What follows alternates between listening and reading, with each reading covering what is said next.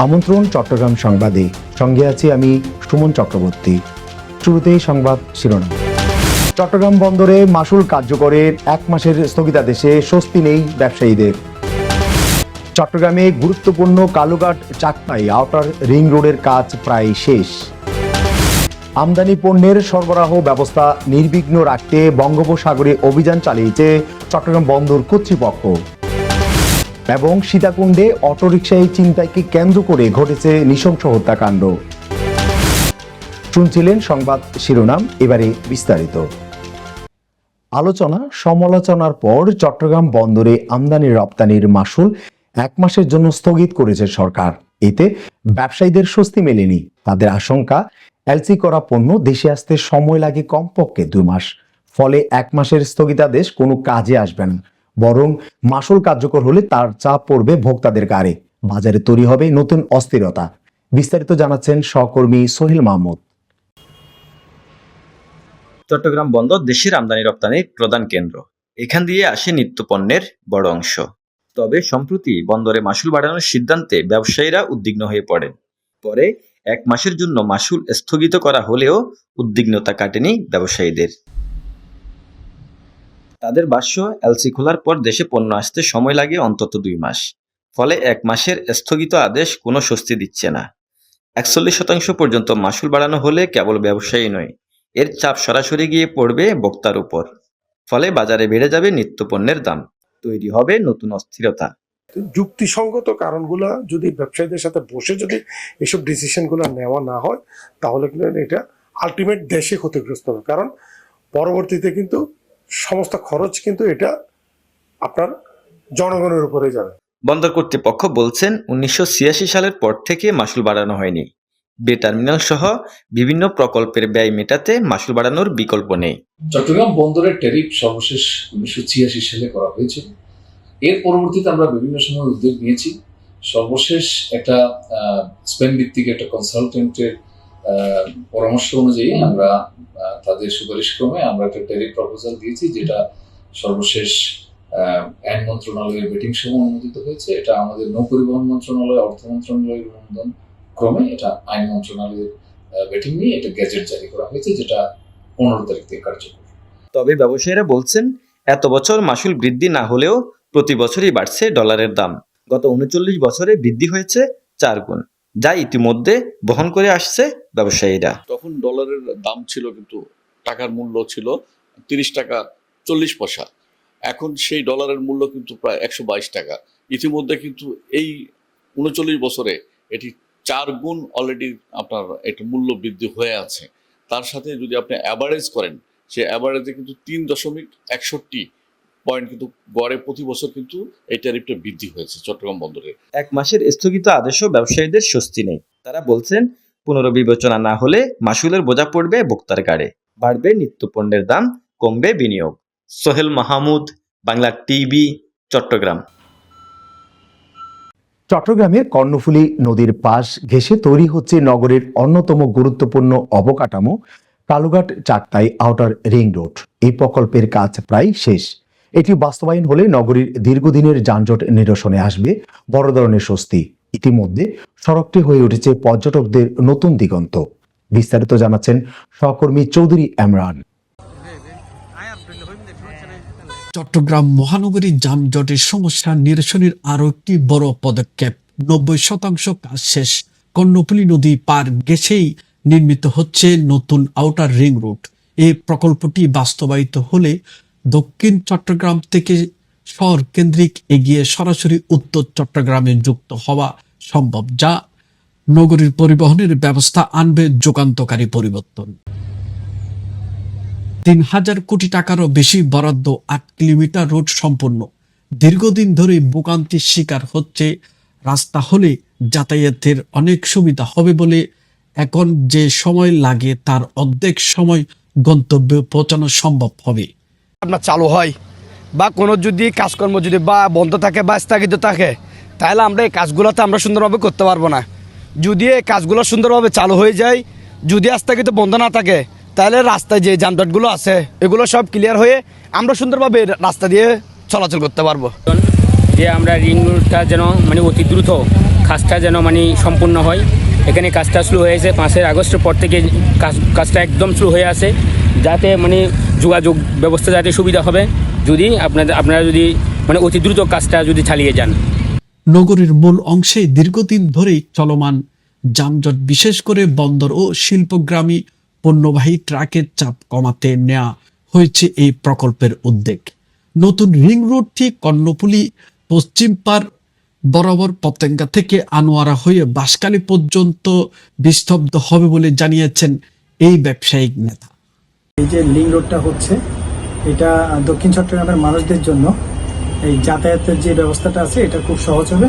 বিশেষ করে চট্টগ্রামে এয়ারপোর্টে আসার জন্য তারা আগে যে একটা দুর্ভোগ পোহাতে হতো, যে সময়টা লাগতো, এখন তারা খুব সহজেই চট্টগ্রাম এয়ারপোর্টে আসা বলেন অথবা চট্টগ্রাম শহরে আসতে তাদের যে সময়টা লাগতো তারা খুব অল্প সময়ের মধ্যে তারা দ্রুত পৌঁছে যাবে বলে আমি মনে করি, হিসেবে পরিচিতি লাভ করছে। তো আমি মনে করি এই রুটটা হলে জনগণের যাতায়াত এবং বিনোদন একসাথে দুইটাই কিন্তু হবে আশা করি। নতুন রিং রুট চালু হলেও শহরের মধ্যে দিয়ে ভারী যানবাহন প্রবেশ করতে হবে না। এটা শুধু যানজট কমাবে না, শহরে বায়ু দূষণ ও জলাবদ্ধতা সহায়ক হবে। জোট হতো, এখানে নিচু এলাকা ছিল, যেমন ধরেন আমি কালুরঘাট সহ, মোহরা সহ, তারপর এই চকবাজার, বাকলিয়া, বৃহত্তর বাকলিয়া, এগুলো কিন্তু নিম্নাঞ্চল ছিল। তো বাদ করার ফলে এই জোয়ারের পানিটা আর ঢুকছে না। গ্রামে প্রথম নির্মিত হচ্ছে আউটার রিং রুট। রিং রুটকে ঘেঁষেই নানান জল্পনা কল্পনা। রিং রুট যেন দ্রুত বাস্তবায়ন হয়, এরই লক্ষ্যে দাবি করছেন এলাকাবাসী। চৌধুরী ইমরান, বাংলা টিভি, চট্টগ্রাম। আমদানি পণ্যের সরবরাহ ব্যবস্থা নির্বিঘ্ন রাখতে বঙ্গোপসাগরে অভিযান চালিয়েছে চট্টগ্রাম বন্দর কর্তৃপক্ষ। সকালে বহিনোঙ্গরে ব্র্যাভো এলাকায় এই ভ্রাম্যমাণ আদালতের নেতৃত্ব দেন বন্দরের নির্বাহী ম্যাজিস্ট্রেট সাদিয়া আফরিন। এ সময় বন্দর এলাকায় বিশ্বাস গ্রুপের প্রায় 7,000 টন গম বোঝাই উম্মে কুলসুম নামে 6টি লাইটার জাহাজের নির্ধারিত 72 ঘন্টার অতিরিক্ত 12 দিন অবস্থান করার প্রমাণ মেলে। এছাড়াও 1150 টন পাথর বোঝাই আরেক জাহাজ গুলশানারা অতিরিক্ত সময় ধরে অবস্থানের প্রবণতা দেখা যায়। সবার বিরুদ্ধে আইনি ব্যবস্থা নেওয়া হয়। বন্দরের উপপরিচালক নিরাপত্তা লেফটেন্যান্ট কমান্ডার সাজ্জাদ হোসেন অভিযানকালে উপস্থিত ছিলেন। চট্টগ্রামের সীতাকুণ্ডে অটোরিকশা ছিনতাইকে কেন্দ্র করে ঘটেছে নৃশংস হত্যাকাণ্ড। প্রাণ দিতে হলো জিহাদ নামে এক স্কুল ছাত্রের। দুর্বৃত্তরা তাকে গলা কেটে হত্যা করে অটোরিকশাটি নিয়ে পালিয়ে যায়। স্থানীয় সূত্রে জানা যায়, নিহত জিহাদ জিনিয়াস স্কুলের 6ষ্ঠ শ্রেণীর ছাত্র। তার চাচা তাকে গতকাল রাত 9টার দিকে অটোরিকশা গোডাউনে রেখে আসতে বলেন। এ সময় যাত্রী সেজে ওটা একদল ডাকাত ভাড়ার নাম করে তাকে নিয়ে যায়। পরে সুযোগ বুঝে নির্মমভাবে গলা কেটে হত্যা করে এবং মরদেহ শেখপাড়া বিল্লাবাড়ির পাশে একটি ডোবায় ফেলে দেয়। এরপর অটোরিকশাটি নিয়ে পালিয়ে যায় দুর্বৃত্তরা। আজ সকালে ডাকাত দল মাদাম বিবির হাট এলাকার অটোরিকশাটি বিক্রি করতে গেলে সম্ভাব্য ক্রেতা অটোরিকশার প্রকৃত মালিককে বিষয়টি জানায়।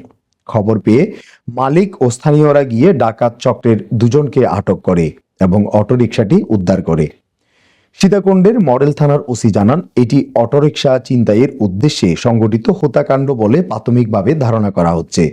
ইতিমধ্যে বাপ্পি ও রাজীব নামে 2 ডাকাতকে আটক করা হয়েছে। পটিয়া উপজেলার ধলঘাট ইউনিয়নে জগন্নাথ ধাম মন্দিরে সোমবার সন্ধ্যায় পূজা মণ্ডপের নিরাপত্তা ব্যবস্থা পরিদর্শন করে 10 আর্টিলারি ব্রিগেডের commander brigadier general Zillur Rahman. দেশের সনাতন ধর্মাবলীদের সর্ববৃহৎ ধর্মীয় উৎসব শারদীয় দুর্গাপূজা উপলক্ষে এই পরিদর্শনকালে তিনি স্থানীয় জনসাধারণকে সর্বোচ্চ নিরাপত্তা নিশ্চয়তার আশ্বাস প্রদান করেন। ব্রিগেডিয়ার জেনারেল জিল্লুর রহমান জানান, এবারের দুর্গাপূজা শান্তিপূর্ণ ও নির্বিঘ্নভাবে সম্পন্ন করার লক্ষ্যে পটিয়া উপজেলায় 10 প্লাটুন মোতায়েন রয়েছে। পূজা উদযাপন কমিটির সঙ্গে সমন্বয় করে টহল দল মাঠে কাজ করছে। পাশাপাশি গুজব প্রতিরোধে গোয়েন্দা সদস্য ও বাংলাদেশ সেনাবাহিনীর সাইবার টিম সার্বক্ষণিক নজরদারি চালিয়ে যাচ্ছে। শারদীয় দুর্গা উৎসব উপলক্ষে চট্টগ্রামের আনোয়ারায় বিভিন্ন পূজা মণ্ডপ পরিদর্শন করেছেন চট্টগ্রাম মহানগর বিএনপির সাবেক সহ-সাধারণ সম্পাদক ও বিএনপির আহ্বায়ক কমিটির সিনিয়র সদস্য খোরশেদ আলম। মঙ্গলবার রাতে স্থানীয় বিএনপির নেতৃবৃন্দদের নিয়ে তিনি এই পরিদর্শনে অংশ নেন। এই সময় তিনি বলেন, বাংলাদেশ জাতীয়তাবাদী দল বিএনপি সবসময় মানুষের সঙ্গে ও পাশে থাকে। ধর্ম, বর্ণ, গোত্র নির্বিশেষে আমরা সবাই একই সমাজের অংশ। বিএনপির ভ্রাতৃত্ববোধ ও সহমর্মিতা সমাজবদ্ধতায় বিশ্বাসী রাজনৈতিক দল। এ সময় আরও উপস্থিত ছিলেন বিএনপি নেতা শাহাদাত হোসেন, উপজেলা যুবদলের যুগ্ম আহ্বায়ক সরোয়ার, মাসুদ বিন জাফর, মোহাম্মদ মহিউদ্দিন, মোহাম্মদ জলিল, মোহাম্মদ তাহের, মোহাম্মদ মঞ্জুর, মোহাম্মদ ফোরকান সহ আর অনেকেই। বিএনপি ধর্মীয় সম্প্রীতিতে বিশ্বাসী, যেখানে থাকবে মুসলিম, হিন্দু, বৌদ্ধ, খ্রিস্টান সকলে মিলেমিশে। এ হচ্ছে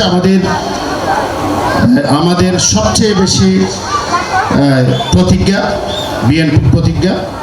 শারদীয় দুর্গোৎসব উপলক্ষে চট্টগ্রামের সাতকানিয়া উপজেলার বিভিন্ন পূজা মণ্ডপ পরিদর্শন করেছেন চট্টগ্রাম দক্ষিণ জেলা বিএনপির আহ্বায়ক কমিটির সদস্য শাফায়েতুল্লাহ চক্কু।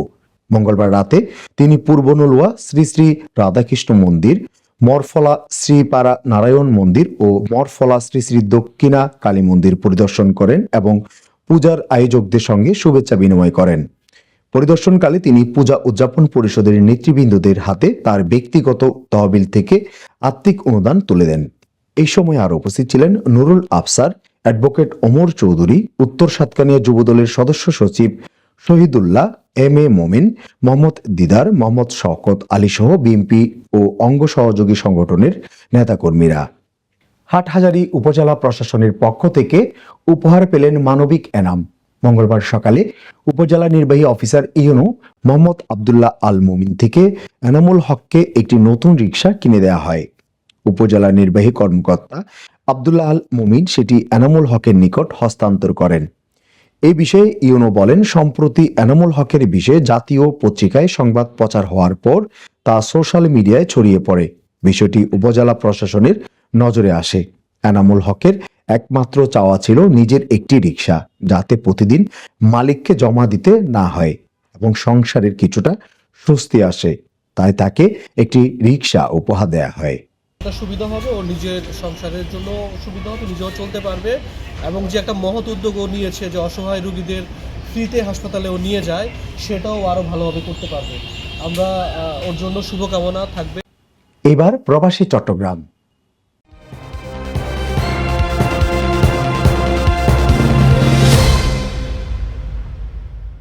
মানব কল্যাণে যুক্তরাজ্যে বসবাসরত প্রবাসী বাংলাদেশিদের উদ্যোগে ইতিহাসের সাক্ষী হয়ে থাকবে বলে জানিয়েছেন এনআরবি হাসপাতালে অনুষ্ঠানে আগত অতিথিরা।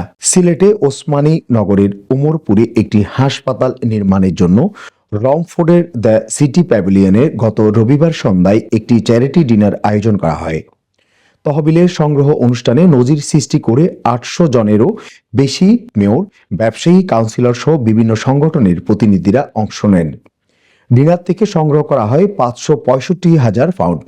বাংলাদেশে সিলেট জেলায় 250 শয্যার আধুনিক এনআরবি হাসপাতাল নির্মাণ করতে বিশাল এই ফান্ড দান করেন তারা। প্রস্তাবিত এই হাসপাতালটিতে প্রায় 1,50,00,000 মানুষ সেবা পাবে। মিডিয়া ব্যক্তিত্ব ফরহান মাসুমের উপস্থাপনায় শুরুতে পবিত্র কোরআন থেকে তেলাওয়াত করেন মুফতি শেখ সাদ আহমেদ। অনুষ্ঠানে হাসপাতালের প্রামাণ্য চিত্র প্রদর্শন করা হয়।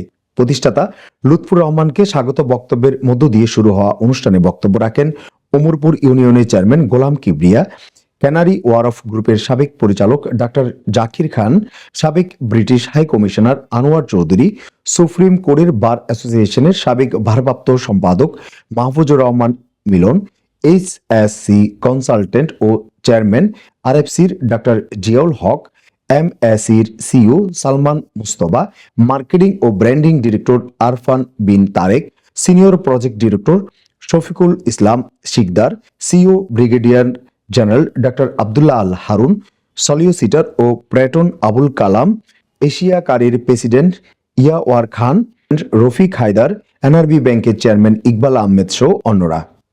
চট্টগ্রামে গর্বিত সাহিত্যিক যুক্তরাজ্য প্রবাসী অধ্যাপক নজরুল হাবিবির প্রতিষ্ঠিত অক্ষরে অমরতা স্লোগানে পতাকাবাহী আন্তর্জাতিক সামাজিক, মানবিক ও সাহিত্যিক সংগঠন কলম একাডেমি লন্ডনের 15তম প্রতিষ্ঠাবার্ষিকী উদযাপন করেছে সংগঠনের সংযুক্ত আরব আমিরাত শাখা।